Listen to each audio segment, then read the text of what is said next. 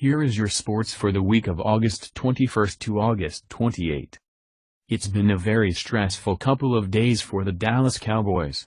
The Dallas Cowboys announced Saturday that quarterback Tony Romo has a broken bone in his back. According to multiple reports, Romo, 36 years of age, could miss 6-10 weeks with a compression fracture. The Cowboys' bye occurs in Week 7. He suffered a brutal hit from Seattle Seahawks defensive end Cliff Avril in Thursday night's preseason game. Romo expressed relief that he was okay afterward, even though he was removed from the game as a precautionary measure given his history of back problems. But an MRI on Friday revealed he did indeed have damage. Coach Jason Garrett said, "We're confident that he's going to be coming back and playing football for us this year." However, the coach provided no timetable on Romo's return. Rookie Dak Prescott is currently the team's backup and has had an outstanding preseason. He seemed to allay concerns that the team needed to add a veteran behind Romo despite losing Kellen Moore to a broken ankle during training camp. Romo missed 12 games in 2015 after breaking his collarbone twice. He has also had multiple back surgeries during his 14-year career. Also, Dallas Cowboys owner, general manager Jerry Jones said he was not pleased to see a video that appears to show rookie running back Ezekiel Elliott at a marijuana dispensary just hours before Thursday's preseason game against the Seattle Seahawks. The celebrity website TMZ posted a video that appears to show Elliott inside the Urban Legends in Seattle, but the video did not show Elliott buying anything. Washington is one of 4 states that allow the sale and possession of marijuana for both recreational and medical use. The NFL still prohibits the use of the drug. Jerry Jones said, "Well, I think that in and of itself the reason we are talking about is in a way part of the learning process, but it's not good. It's just not good. It's just not good. Again, that's a part of just really getting the big picture here. No matter if you played at whatever level, there is a picture here of interest. So again, I'm aware of it. I heard the report. I would know how he is, and he needs to look at that. And the other thing is, it's just not good." Elliott made his preseason debut in the Cowboys' 27-17 loss to Seattle, carrying the ball 7 times for 48 yards. Elliott is still under investigation by authorities in Columbus, Ohio concerning domestic allegations made by an ex-girlfriend. Elliott has denied the accusations. In the WWE world, heck of a week after a lot of action from SummerSlam. Nikki Bella is back in the ring. However, Finn Balor begins his road to recovery after requiring surgery to repair his injured right shoulder. Finn Balor recaps his first day of physical therapy as he looks ahead to his return to the WWE ring. Brock Lesnar's brutal SummerSlam main event assault on Randy Orton has cost the Beast Incarnate $500. Raw Commissioner Stephanie McMahon confirmed on Monday night that Lesnar would face repercussions for his vicious actions against the Viper at the biggest event of the summer. The WWE Universe learned on Tuesday SmackDown Live pre-show that the $500 fine was set by Stephanie. On Monday Night Raw, they was live in Brooklyn, New York. Seth Rollins to become the first ever WWE Universal Champion. Finn Balor was forced to relinquish the title to Raw General Manager Mick Foley and Commissioner Stephanie McMahon, having suffered a right shoulder injury at the Architect's hands during their historic clash. Unfortunately, Rollins cut Balor's hope for a clean exit short and wasted no time in attempting to cobble together a case for him to inherit the now vacant championship. The Architect certainly had company in that regard. Sami Zayn, Chris Jericho and Kevin Owens were quick to name themselves as worthy of a title opportunity, as did Roman Reigns and, surprisingly, Enzo Amore and Big Cass. Foley provided the solution, sanctioning 4 qualifying bouts for a match next week to determine a new Universal Champion. First up, Rollins and Zayn, and the Architect kicked things off in underhanded fashion, cheap-shotting Zayn while he was busy staring down Owens. In the first match of the night, Seth Rollins defeated Sami Zayn to advance to next week's Fatal 4-Way WWE Universal Championship match. In the second match of the night, Kevin Owens defeated Neville to advance to next week's Fatal 4-Way WWE Universal Championship match. In the third matchup, WWE Tag Team Champion Big E defeated Carl Anderson. 1 year ago, the primetime player's improbable run to the WWE Tag Team Championships was cut short by the New Day. Titus O'Neil would like you to know he's still completely fine with it, thank you very much. In fact, he explained, that loss was what motivated him to jettison Darren Young and strike out on his own, and his recent matches with the rebuilding Mr. No Days Off have only served to remind him he made the right choice. The Big Deal then called out his former partner to bury him once and for all, only he got D. Young's life coach Bob Backlund instead. Mr. Backlund attempted to throw hands with O'Neil over Young's protests and was beaten down in response. Young was, too, when he came to Backlund's aid, suffering a clash of the Titans from the self-proclaimed only prime-time player. The fourth match of the night. Big Cass defeated United States champion Rusev via count-out to advance to next week's Fatal 4-Way WWE Universal Championship match. 2 nights after an emotional NXT Women's Championship match against Asuka, the fourth horsewoman of WWE NXT finally arrived on Raw as General Manager Mick Foley's newest signing. She wasted no time in filling the void left by her injured BFF, Sasha Banks, either defeating Dana Brooke to position herself in the running for Charlotte's WWE Women's Championship while the Boss recuperates and waits for a rematch promised by the Hardcore legend. For what it's worth, Sasha will have her work cut out for her when she returns.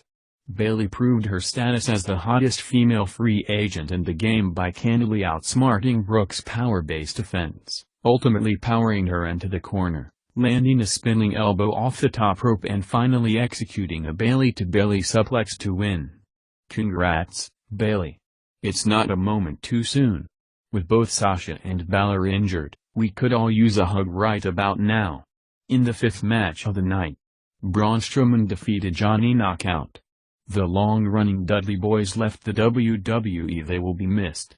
In the main event for the night, Roman Reigns defeated Chris Jericho to advance to next week's Fatal 4-Way WWE Universal Championship match.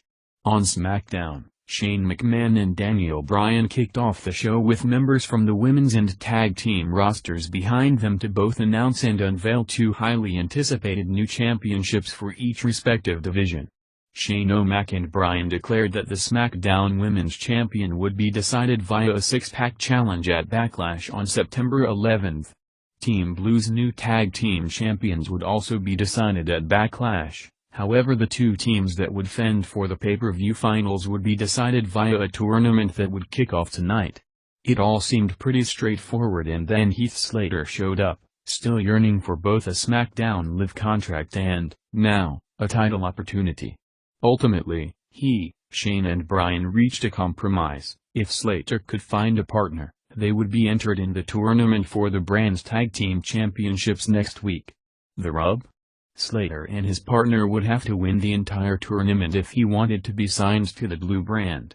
AJ Styles then made his way to down ringside. Styles was disgruntled over a brawl he and Dolph Ziggler had backstage moments prior and wanted to air his grievances to the SmackDown Live commissioner and general manager. However, before he could even get the complaint out of his mouth, he was ambushed from behind by the show-off. The 2 picked up right where they left off backstage, prompting Shane and Bryan to have the competitors in the ring separate the 2. The first match of the night, with Natalya and Naomi doing commentary on ringside, both Bliss and Lynch looked to impress and get the physical and mental edge en route to the 6-pack challenge at Backlash. Becky Lynch defeated Alexa Bliss. The second match, the Usos defeated the Ascension in a SmackDown Tag Team Championship tournament match. Daniel Bryan made a match between AJ Styles and Dolph Ziggler with major Backlash implications. The 2 got into 2 brawls earlier in the night and the show-off could not resist interrupting the Phenomenal One here as well, attempting to engage in round 3 as security surrounded him while charging out. However, before matters could get too out of control between the stars of the new era, Daniel Bryan came out in an attempt to cool down the situation by separating the 2. Daniel Bryan then attempted to give both men what they wanted. He informed Styles that, due to his victory over Cena at SummerSlam, that he was now locked in as the #1 contender for the WWE World Championship at Backlash. However, he would also square off with the Show-Off tonight, and if Dolph could defeat him, then Ziggler would be inserted into the championship match at Backlash, subsequently making it a triple threat match with it all on the line. The thunderous reaction Nikki Bella received during her return to WWE at SummerSlam only continued on SmackDown Live as she came out to a hero's welcome from the Connecticut contingent of the WWE Universe as she prepared to take on Carmella. The returning Nikki began to speak from the heart in front of the WWE faithful until she was viciously blindsided by Carmella, clearly still frustrated by being pinned by Nikki this past Sunday. As a result of the attack, the match would never happen. Adding insult to injury that she caused, Carmella struck Nikki with the Bella Buster before trotting off incredibly proud of herself. In the wake of his brutal encounter with Brock Lesnar at SummerSlam, Randy Orton had time scheduled on SmackDown Live to speak on what is next for him, but then darkness came. Suddenly, Bray Wyatt slowly crept to near the ring and sat ominously in his rocking chair. Wyatt would proceed to talk the Viper down, venting about the many frustrations and grievances he has with the apex predator. Finally, Orton had enough with the new face of Fear's maniacal rant and challenged him to step into the ring and duke it out. However, before he could get his hands on the Eater or Worlds, the lights went out again, and when they relit, Wyatt was gone and all that remained was an empty rocking chair. Third match: American Alpha defeated Breezango in a SmackDown Tag Team Championship Tournament match. The main event: AJ Styles' death. Dolph Ziggler. The end result was not kind for Ziggler, with Styles surging to victory by connecting with the Styles Clash after using the middle rope to assist him with a low blow when the referee was not looking in the contest's closing moments. Ziggler would once again show, yet not win, eliminating him from the WWE World Championship picture at Backlash. SmackDown Live went off the air with Ambrose and Styles locked into one another, knowing the stakes that they were now presented with at Backlash. NXT was in Brooklyn, New York. In the first matchup, Tye Dillinger defeated Wesley Blake. Wesley Blake's continued quest to prove he can make it on his own without Buddy Murphy hit another stumbling block. Blake nearly triumphed over Tye Dillinger behind an aggressive attack, but would ultimately fall to his perfect opponent. Feeding off an amped-up crowd in Brooklyn, the Perfect 10 fought back en route to delivering his tiebreaker finishing maneuver for the victory. In the main event, the Authors of Pain defeated TM61. The Authors of Pain, who we finally learned are called Akam and Razor and TM61, are quickly becoming intense rivals, as they brawled before the bell could even ring in this matchup. Despite WWE Hall of Famer Paul Ellern's monster starting the pre-match fracas, it was Shane Thorne and Nick Miller who ended it by sending the Bruisers from the ring before taking them down with crowd-pleasing dives over the top rope. Once the bell finally sounded, the Australian duo of Thorne and Miller continued to take the fight to their larger foes, hitting them with a barrage of impactful strikes. Despite the impressive offensive display, Akam and Razor proved to be too powerful, withstanding the attack to distribute their own destructive assault for the win. In the CWC this week, the action was hot and heavy this week, as the second round of the inaugural WWE Cruiserweight Classic came to a close. The final 3 spots in the quarterfinals were up for grabs in 3 matches, the first of which featured incredible high-flyers Lince Dorado and Rich Swann. In the first matchup, Rich Swann defeated Lince Dorado in the second-round match. In the second match of the night, Zack Sabre Jr. defeated Drew Gulak in a second-round match. In the third match and the main event of the night, DJ Perkins defeated Johnny Gargano in the second-round match. Remember, watch Backlash 2016 Sunday, September 11th on WWE Network. Backlash will be in Richmond Coliseum in Richmond, Virginia. In the UFC, CM Punk is finally not chickening out in a fight. We will be back to give you more of the sports once the preseason Week 3 games is complete.